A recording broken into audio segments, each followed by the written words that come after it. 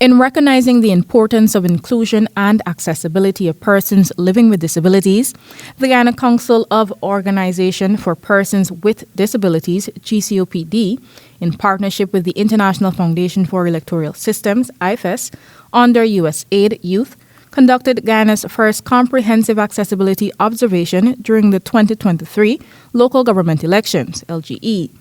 On Wednesday, the GCOPD launched its findings on the recently concluded LGE's accessibility audit and observation at the National Library. Program Manager Ganesh Singh said the findings were derived using 3 sequential modalities. The first was the actual observation, followed by access audits of registration sites and interviews with voters with disability. So we found that 55.9% of polling stations had steps. Only 12.3% of the polling stations had ramps. Only 22.2% of polling stations had accessible washroom facilities.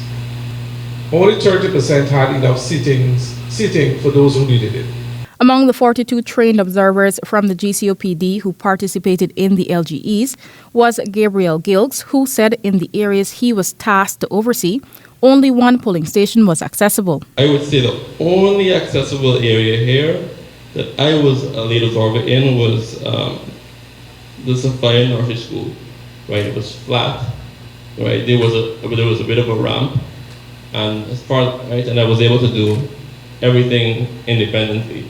I wasn't able to vote because one of the polling stations I was supposed to go to was not wheelchair accessible. So my thing ended up in a bit of a sour note.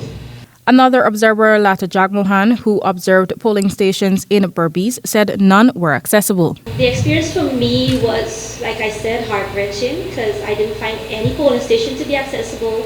And even when there were one that is accessible, there's a bit of an issue. The GCOPD, in its recommendations, said polling stations should be located on the ground floor with either step-free access or an appropriate ramp. Adequate parking should be made available for persons with disabilities at polling stations, and training of election staff on how to set up a polling station for maximum accessibility. Renata Burnette, reporting for the HGP Nightly News.